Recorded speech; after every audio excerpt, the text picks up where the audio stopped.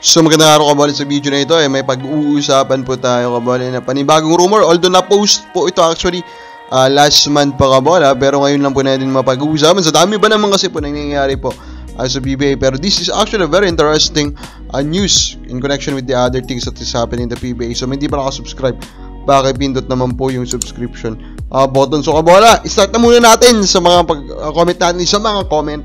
Yun po sa latest post natin regarding Converge po, kung kaya ba nila magbayad po ng salary.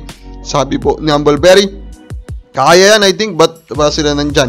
Ayaw na lang nung dalawa siguro. Malay natin Mikey Williams sign off. Of course, they cannot sign Mikey Williams, Brad Kabola, kasi nga po si Mikey Williams, yung rights niya nasa TNT pa rin Kabola, pero a trade can happen para po naman may makuha kahit pa paano ang TNT, kaysa naman wala na lang, di ba?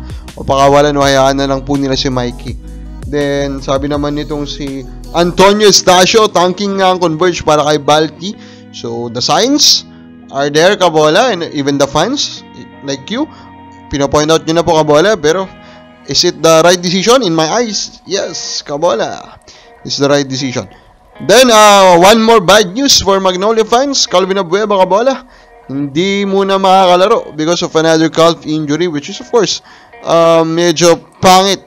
Diba? Kasi of course, they still need Calvin Abueva. I know that they are still at the top of the standing, Kabola, pero Calvin Abueva is one of their main guys. So maganda rin na makabalik muna siya for at least a few games sana sa elimination round. Kaysa naman sa playoffs na po siya makabalik, baka magka-problema pa po kapag dating po sa chemistry, Kabola. Now, ito na nga po yung pag-uusapin natin na may init ba, Kabola, na rumor regarding nga po dito kay TNT star JPRM. So nagkaroon nga po rumor, Kabola, regarding po at center na hindi po gusto yung paparating po na coach, Kabola. And nung pinagtagpi-tagpi nga po nila, sabi nga po sa news, si Coach Chot Reyes ibabalik daw po sa coach ng TNT. Center doon si JPR. Malaman naman natin na medyo may pangit na pass din po yung dalawa. All of course, hinawakan na rin naman ng matagal ni Coach Chot si JPR. Pero naman natin, di ba?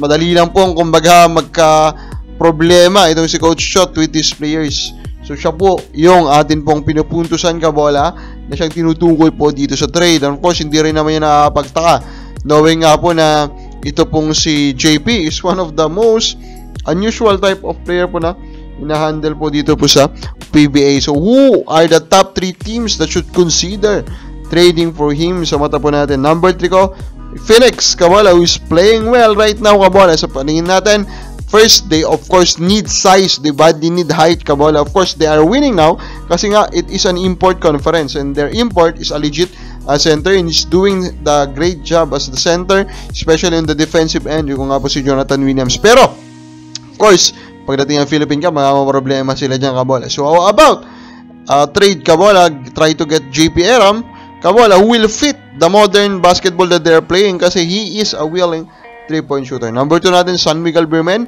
Kabola. Of course, we all know that Junmar Fajardo is currently out of the lineup, Kabola, ni San Miguel, and maybe it's for the entire conference po ng Commissioner's Cup kasi nga po na-injured po ito pong si Junmar Fajardo, Kabola. So how about getting replacement and another good center to back him up kapag bumalik na po si Fajardo in JPRM. Number 1 natin will be Northport Batangbiyar, easily still the team that needs a center the most, Kabola. Although of course they are playing well right now, which is shocking para sa akin kasi nga po parang kulang talaga sila sa depth pero nagpapanalo naman sila. So with that, I think ito po si JPR will provide a big help, Kabola, sa Northport Batangbiyar. He can be their starting center kagad-agad and he will be a fine fit. Again, this is a guy that is already willing to take 3-point shots and of course, defensively is one of the best, if not the best, fundamentally. Kabola, sa pagiging mo, sino po yung top 3 teams na dapat mag-trade po para kay JP? Comment lang po sa baba.